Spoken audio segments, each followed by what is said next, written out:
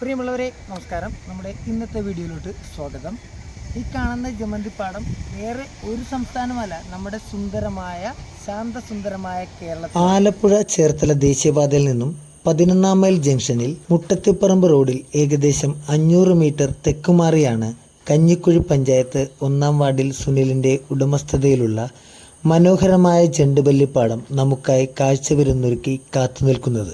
ഏകദേശം 2 ഏക്കർ ഭൂമിയിലാണ് ഈ പൂവസന്തം പൊന്നിൻ ചിങ്ങമാസത്തെ വരവേൽക്കുവാനായി അണിഞ്ഞൊരുങ്ങി മനസ്സിനും കണ്ണിനും ഒരുപോലെ കുളിർമ നൽകി ഏവർക്കുമായി കാത്തിരിക്കുന്നത്. ചിങ്ങമാസത്തിലെ അത്തം മുതൽ 10 ദിവസത്തേക്ക് എല്ലാ വിനോദസഞ്ചാരികൾക്കും അതുപോലെ തന്നെ കാഴ്ചക്കാർക്കും 10 രൂപ നിരക്കിൽ പാസ് നൽകിയാണ് അദ്ദേഹത്തിന്റെ കൃഷിയിടത്തോട്ടുള്ള പ്രവേശനം അനുവദിച്ചിരിക്കുന്നത്. കാഴ്ചക്കാരെ നിരാശപ്പെടുത്താത്ത രീതിയിലുള്ള ഒരു മനോഹരമായ ദൃശ്യവിരുന്ന് തന്നെയാണ് തൻ്റെ കൃഷിയിടത്തിൽ കാഴ്ചക്കാർക്കായി അദ്ദേഹം ഒരുക്കിയിരിക്കുന്നത്. ഈ മനോഹരമായ പൂവസന്തം നിർമ്മിക്കുവാനായി അദ്ദേഹം തൻ്റെ കൃഷിയിടത്തിൽ 30,000-ഓളം ഹൈബ്രിഡ് ഇനത്തിൽപ്പെട്ട ജെണ്ടുമല്ലി തൈകളാണ് ഇവിടെ നട്ടിരിക്കുന്നത്. അത്തപ്പൂക്കളം ഇടുന്നതിനായി ഉപയോഗിക്കുന്ന ജെണ്ടുമല്ലി ഇനത്തിൽപ്പെട്ട മഞ്ഞ, ചുവപ്പ്, വെള്ള കൂടാതെ വാടാമുല്ലയും തുമ്പപ്പൂവും ഇതിനോടൊപ്പം കൃഷി ചെയ്യുന്നുണ്ട്.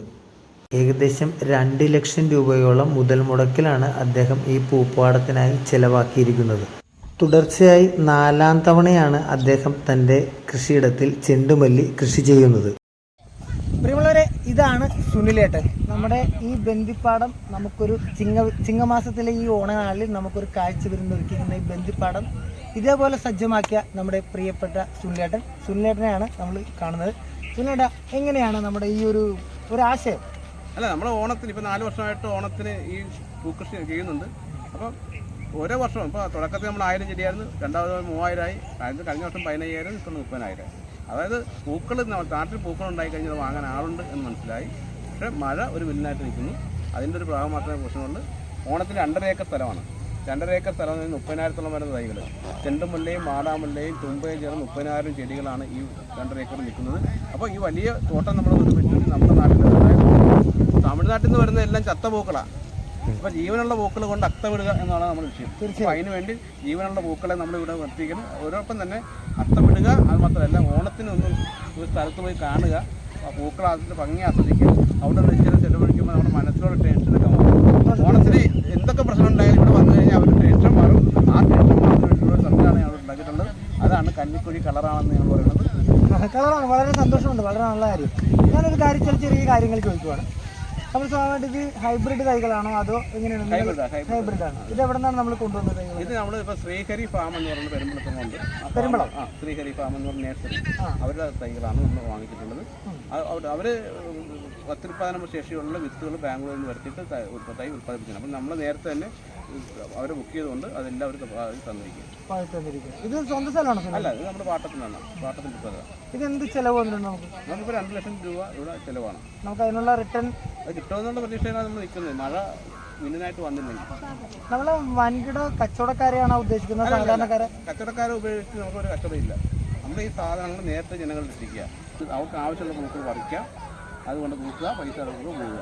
അതായത് നിങ്ങൾ മനസ്സിലാക്കണം, നമ്മൾ പണ്ടൊക്കെ എന്ന് പറഞ്ഞാൽ ഒരു പൂ പറിക്കാൻ കുട്ടികളും നമ്മളുമൊക്കെ എല്ലാവരും ഒക്കെ ഒരു കുട്ടിയൊക്കെ ആയിട്ട് പോയി പൂ പറിച്ച്, അതുപോലെ ഈ പാടത്ത് വന്ന് പൂ പറിച്ച് നിങ്ങൾക്ക് ആവശ്യമുള്ള പൂ, അതായത് സുനിലേട്ടൻ്റെ പാടത്ത് വന്ന് നിങ്ങൾക്ക് നേരിട്ട് പറിച്ച് നിങ്ങൾക്ക് ആവശ്യമുള്ള പൂ ഒരു മിതമായ വിലക്ക് സുനിലേട്ടൻ നിങ്ങളിൽ തരുമെന്നാണ് പറയുന്നത്. അങ്ങനെയല്ലേ സുനിലേട്ടൻ?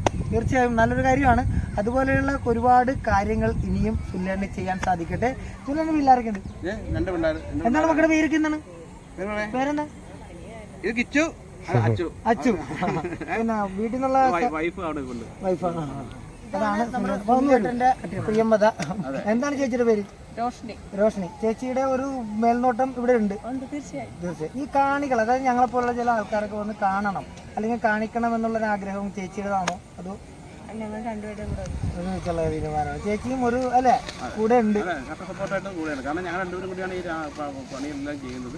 പൂ പറിക്കണം, പച്ചക്കറി ഉണ്ട്, ഇതെല്ലാം നോക്കുന്നത്. ഇത് ഈ പൂവല്ലാണ്ട് എന്നെ വേറെ എന്താ പച്ചക്കറി ഉണ്ട്? എന്തൊക്കെയുണ്ട് പച്ചക്കറി? ഇപ്പോൾ നമുക്ക് നിർത്താനായിട്ട് വെള്ളരിക്കായും പാവലും പടവലും അതുപോലെ തന്നെ പയറും. അപ്പോൾ അത് രാവിലെ വിളവെടുക്കുന്നത്. അതായത് ഓണത്തിനൊരു സദ്യക്കുള്ള കാര്യങ്ങളെല്ലാം ഇവിടെ ഉണ്ട് അല്ലേ? അപ്പോൾ ചേട്ടാ എല്ലാവരും മറക്കണ്ട, ഓണത്തിനുള്ള സദ്യക്കുള്ള ഒരു സദ്യ തന്നെ ഒരുക്കി വെച്ചേക്കുവാണ് പ്രിയപ്പെട്ട നമ്മുടെ സുനിലേട്ടൻ. എല്ലാ സുഹൃത്തുക്കൾക്കും ഞങ്ങളുടെ ഹൃദയം നിറഞ്ഞ ഓണാശംസകൾ. എൻ്റെയും സുനിലേട്ടൻ്റെയും ഹൃദയം നിറഞ്ഞ ഓണാശംസകൾ. എല്ലാവരും തീർച്ചയായും ഈ സ്ഥലത്ത് വന്ന് ഈ പൂപ്പാടം കാണുക. ആവശ്യമായ പൂക്കൾ നിങ്ങളെല്ലാവരും മേടിച്ച് സുനിലേട്ടനെ സഹായിക്കുക. എന്നാൽ മാത്രമേ നമുക്ക് അടുത്ത പ്രാവശ്യം ഇതിൽ കൂടുതൽ കാര്യങ്ങൾ ഇവിടെ കാണാൻ പറ്റത്തുള്ളൂ. അപ്പോൾ ഇങ്ങോട്ട് വരാനുള്ള ലൊക്കേഷനും കാര്യങ്ങളൊക്കെ ഞാൻ ഡിസ്ക്രിപ്ഷനിൽ കൊടുത്തേക്കാം. തീർച്ചയായും നിങ്ങൾ വരണം, സുനിലേട്ടൻ്റെ ഒരു സഹായമാകണം. അപ്പോൾ എല്ലാവർക്കും